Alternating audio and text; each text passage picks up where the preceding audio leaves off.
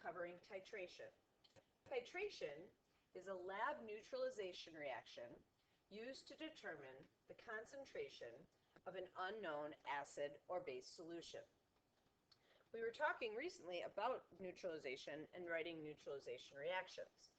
In a titration, we are going to use neutralization reactions and mathematical proportions that we know from those reactions to determine concentration.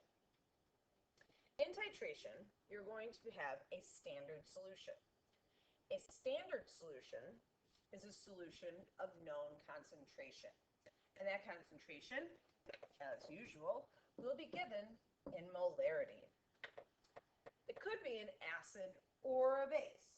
It depends on what our unknown is, which we choose. If we have an unknown acid, our standard will be a base. The titrations that we are going to do in class will have unknown acids, so we will be using a standard base.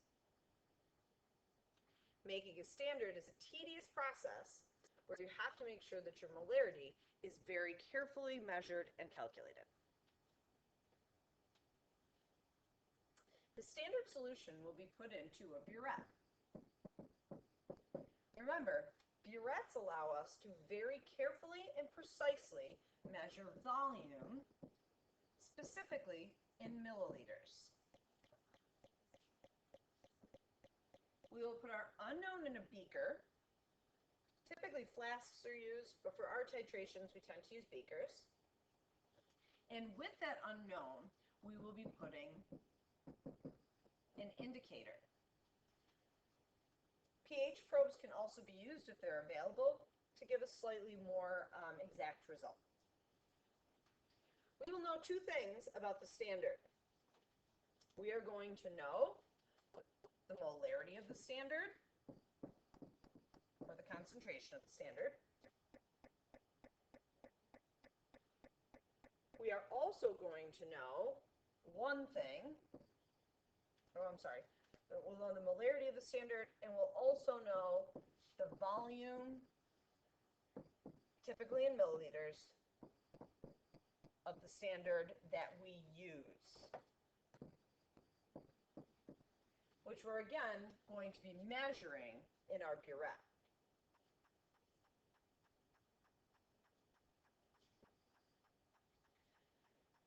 We're going to know one thing about the unknown.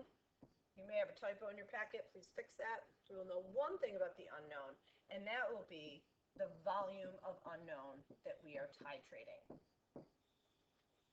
typically in milliliters. Titrations could be done in liters, but liters are kind of large, so it's not. Typically, they're done in milliliters. And again, one of these is going to be an acid, one of them is going to be a base. Most typically in our labs, we have an unknown acid and a standard base.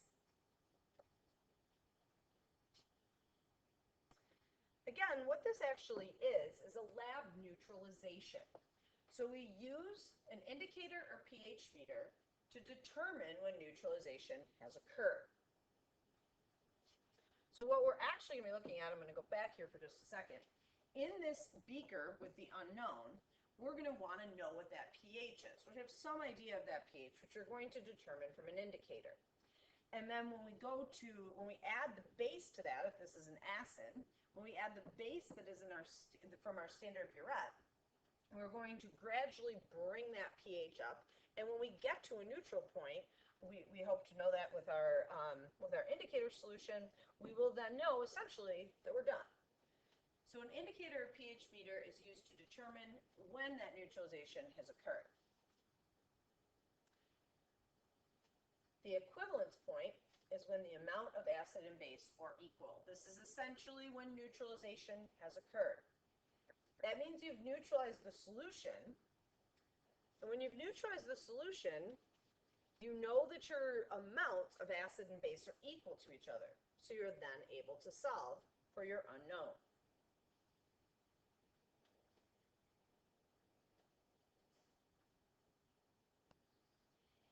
If you have a pH meter, you can actually do a really nice graph that shows the progress of a titration.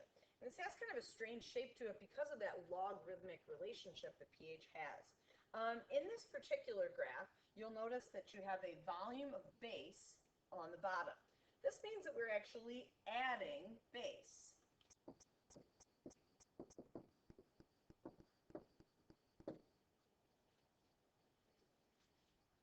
And as we are adding that base, we are reading the pH in that beaker where the unknown solution is. So this pH over here is what we're measuring in our beaker or flask that contains that unknown.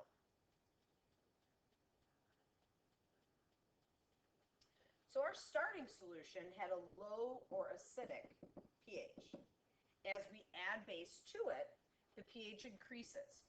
When the pH reaches 7, we call this the equivalent point. In this particular example here, we are looking at an unknown acid with a standard that is a base. I can tell this for two reasons. I can tell because in the process of the titration, my pH is increasing, which means I'm adding base to acid. And I can also tell because they're telling me on the x-axis that my volume of base is increasing.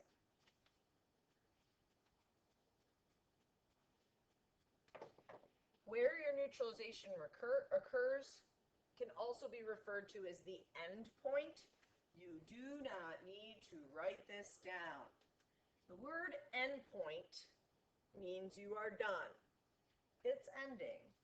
And this is really what we're going to achieve. It's not always exactly the same as the equivalence point, but the end point is where the indicator changes color. Again, you don't really need to write that definition down. Just keep in mind that you're trying to get to a point where neutralization has occurred. In this example, as we just mentioned, we are adding a standard base solution to an unknown acid. Since we already know molarity and then we will know volume from measuring about the base, we know volume of the acid, we can then solve for molarity of the acid. We're going to do this using our titration formula. Titration formula is on table T. Titration formula will work for neutralization problems. You may remember we used the same formula for dilutions. We're just applying it in a little bit of a different fashion. Molarity of an acid times the volume of an acid equals the molarity of a base times the volume of a base in a titration. Some things to note. Molarities must be in molarity. Volume can be liters or milliliters. Most frequently it will be liters. Your volumes need to be consistent when you plug them in. You can't plug in liters for one and milliliters for the other one. So a typical example, how much 2 molar NaOH is needed to titrate or neutralize 20 milliliters of a 3 molar hydrochloric acid solution. Sometimes it's nice to start with a neutralization reaction. As you get into these a little bit more, I'm going to show you a shortcut that allows you to skip this. But what we're actually doing is we're taking NaOH, we're reacting it with HCl. Our H and our OH are forming water, and we have leftover NaCl. And this balances out. We got 1 sodium on each side, 1 oxygen on each side, 2 hydrogens, and a chlorine on each side. So we don't have to do anything else with this reaction. Now I'm going to go back and I'm going to look at what I know from the problem. My first number given is my molarity of my base, which I know from that OH. And that's 2 molar. I know also my volume and my molarity for my acid. So my Ma is 3.0 molar. My Va is 20 mils. My unknown is my Vb. And that will come out in milliliters since my volume of my acid is given in milliliters. So I'm going to write my formula. MaVa equals MbVb. When it says here account for any coefficients, this has to do with certain acids and certain bases that are what we call diprotic or might have multiple hydroxide ions. We discussed this in neutralization. This particular problem does not need us to account for any coefficients because there's no coefficient next to the hydroxide. There's just a 1 there. And there's a 1 here next to this H. So we don't need to worry about that. So now we're simply going to plug into our problem, and we are going to solve. So we're going to plug in Na, 3 molar, times my Va equals my Mb times Vb.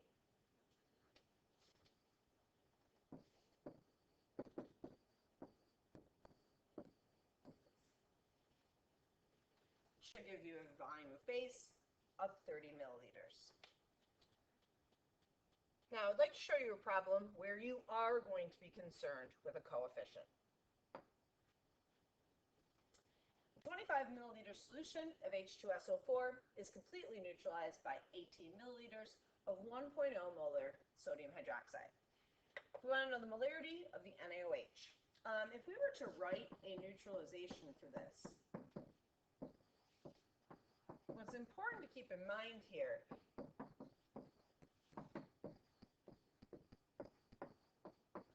and you may remember this is, since we have these 2 hydrogens right here, we actually create 2 waters, and it requires twice as much base. So we need twice as much NaOH so we can get all those OHs to cancel out the 2 acidic protons that each sulfuric acid brings to the table. So we're going to have to account for that in step 3. So I'm going to go ahead and I'm going to list my knowns and unknowns. I have my first number given is a volume of acid, which is 25 milliliters. This is completely neutralized by 18 milliliters of Bb of 18 mils of 1 molar sodium hydroxide. So I'm going to write my formula. MaVa equals MbVb. By accounting for coefficients, what I mean is I need to tell people that each mole of my acid gives me 2 acidic protons. Mathematically, this will double the amount of base that I need, which is what I want to do, because it's going to take twice as much base to cancel out this acid. So the reason this works, I look at my acid, which is H2SO4, and I look at my base, and I write down my formula, and I just want to say, hey, my moles of acid stuff is doubled because of that 2 right there. If there were a 3 right there, I'd bring down a 3. If I had calcium hydroxide, CaOH2, I would bring down a 2 over on the other side. We'll look at some examples of that separately. Now that I have my formula, I am able to plug in and I am able to solve. So I'm going to bring down my 2 MaVa equals MbVb, 2 times Na times 25 milliliters equals 1 molar times 18 milliliters. Punch this in your calculator, and you should get 0.36 molar.